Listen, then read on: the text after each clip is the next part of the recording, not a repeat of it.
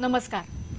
आज श्रावण शुक्ल सप्तमी शक 1938 सादर करत आहोत ठाणे वार्ता। ठळक घडामोडी। एकही आदिवासी 2019 पर्यंत घराविना राहणार नाही, मुख्यमंत्री देवेंद्र फडणवीस। कापूरबावडी पुलावरील खड्डे दुरुस्तीसाठी 33 लाखांची निविदा आणि कोणतेही योग्य कारण न देता विम्याचा हक्क नाकारल्याबद्दल रिलायन्स जनरल इन्शुरन्स कंपनीला 23 लाखांची नुकसान भरपाई देण्याचे आदेश।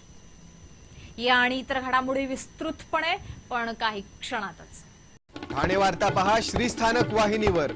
आता सकाळी 9:15 पासून रात्री 9:15 पर्यंत ठाणे वार्ता, ठाण्यातील पहिलं दृकश्राव्य माध्यम।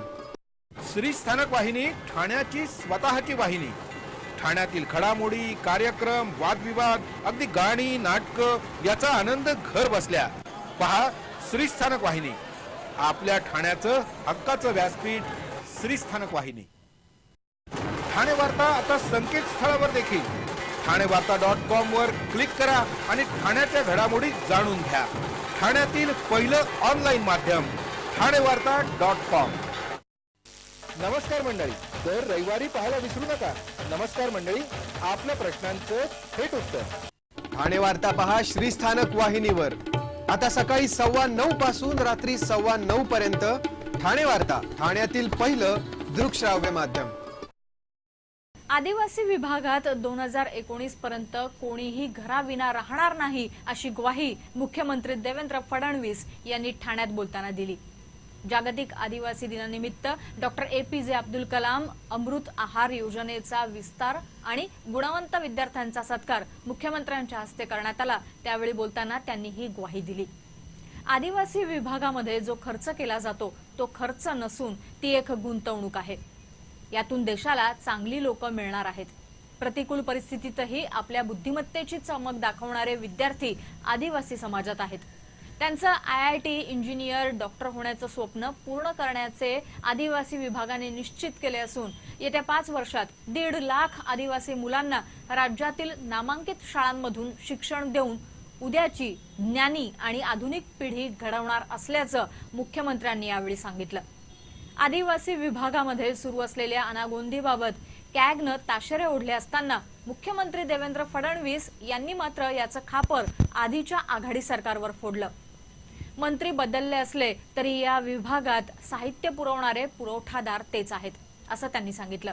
यावेळी बोलताना मुख्यमंत्र्यांनी आदिवासी भागात 40 ते 50% कुपोषण असल्याची कबुली दिली। 9 ऑगस्ट हा आदिवासी दिन आणि क्रांती दिन होता। त्यामुळे बाबूराव शर्माळे आणि बिरसा मुंडा या 2 आदिवासी क्रांतिकारकांची आठवण मुख्यमंत्र्यांनी भाषणाच्या सुरुवातीलाच काढली। आदिवासींनी मागास राहता कामा नये, त्यांना मुख्य प्रवाहात आणायचं असेल तर चांगल्या शिक्षणाशिवाय पर्याय नाही हे ध्यानात ठेवून या समाजानं आधुनिकतेचा स्वीकार करावा यासाठी आम्ही प्रयत्न करत आहोत। एकीकडे आम्ही आश्रमशाळा चांगल्या करणार आहोत तर दुसरीकडे आदिवासी मुलांना नामांकित शाळांमध्ये शिकवण्याचा निर्णय घेतला आणि गेल्या वर्षी 25,000 मुलांना प्रवेश मिळवून दिला। यावर्षी त्यापेक्षा जास्त मुलांना आम्ही चांगल्या शाळांमधून शिकवणार आहोत। 2019 पर्यंत प्रत्येक आदिवासी कुटुंबाकडे स्वतःचं घर असेल या दृष्टीने देखील नियोजन केलं असल्याचं मुख्यमंत्र्यांनी सांगितलं। यावेळी 10वी मध्ये उत्कृष्ट गुण मिळवणाऱ्या विजया धूम, विश्राम बागदान, भावना राठोड, अजय गायकवाड, रोहिणी बुंबाडे आणि तानाजी गावित तर 12वी मध्ये पहिल्या आलेल्या वैशाली गिरणे, चिराऊ नाईक, रेणुका भोईर, सुरेश कवठे, मिनल मडावी या आदिवासी विद्यार्थ्यांचा मुख्यमंत्र्यांच्या हस्ते पारितोषिक देऊन गौरव करण्यात आला।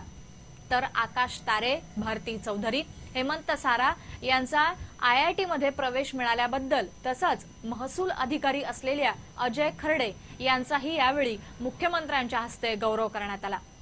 या समारंभाला जिल्ह्यातील आदिवासी बांधवांनी एकच गर्दी केली होती।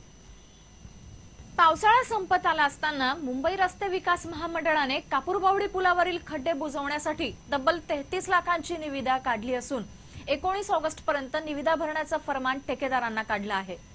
हे म्हणजे बैल गेला आणि झोपा केला अशी कृती असून एक प्रकारे ठेकेदारासाठी लॉटरी लागल्याची चर्चा सुरू आहे।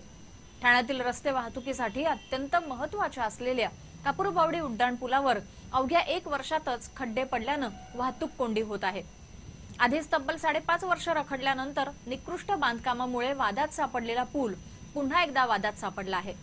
मुंबई रस्ते विकास महामंडळाने 178 कोटी रुपये खर्चून घोडबंदरवर उभारण्यात आलेल्या या उड्डाणपुलाच्या मुंबईहून घोडबंदरकडे आणि भिवंडीकडे जाणाऱ्या तसंच घोडबंदर आणि भिवंडीहून नाशिककडे जाणाऱ्या मार्गिकांवर अनेक ठिकाणी खड्डे पडले आहेत।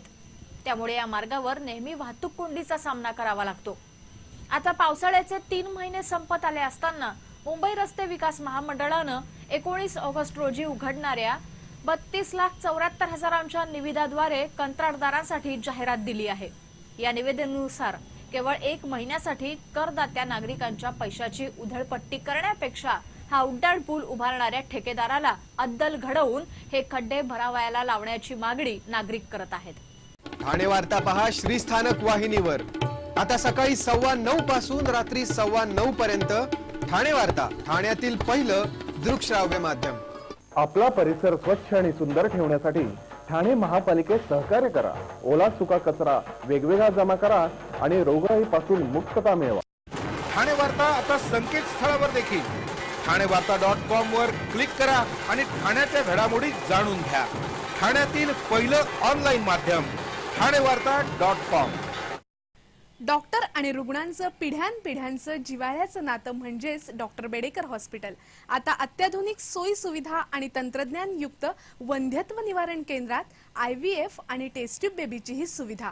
डॉक्टर बेडेकर हॉस्पिटल, महर्षी कर्वेपथ, ठाणे। 65 वर्षांची निरंतर सेवा। ठाणे वार्ता पहा श्रीस्थानक वाहिनीवर। आता सकाळी 9:15 पासून रात्री 9:15 पर्यंत ठाणे वार्ता, ठाण्यातील पहिलं दृकश्राव्य माध्यम। मनोरमा नगर परिसरात घरगुती गॅस सिलेंडरचा स्फोट होऊन एक महिला आणि एक पुरुष जखमी झाला आहे। मनोरमा नगर परिसरात राजश्री घाडगे यांच्या घरात घरगुती गॅसमधून गळती झाल्यामुळे हा स्फोट झाल्याचं सांगितलं जातं।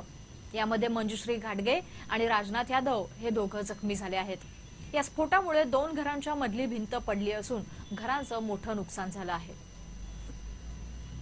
कोणतंही योग्य कारण न देता विम्याचा हक्क नाकारल्याबद्दल रिलायन्स जनरल इन्शुरन्स कंपनीला 23,75,000 रुपयांची नुकसान भरपाई देण्याचे आदेश राज्य ग्राहक तक्रार निवारण मंचानं दिले आहेत। मंचाचे अध्यक्ष उषा ठाकरे आणि सदस्य धीरज कामतकर यांनी ठाण्यातील एका रहिवाशाच्या दुरुस्तीसाठी देण्यात आलेल्या वाहनाची चोरी झाल्याप्रकरणी ही नुकसान भरपाई मंजूर केली आहे। 23 लाख रुपये हे वाहन चोरीला गेल्याची नुकसान भरपाई, 50,000 रुपये मानसिक त्रास आणि 25,000 रुपये हा या दाव्यासाठी आलेल्या खर्चापोटी देण्याचे आदेश मंचानं दिले आहेत।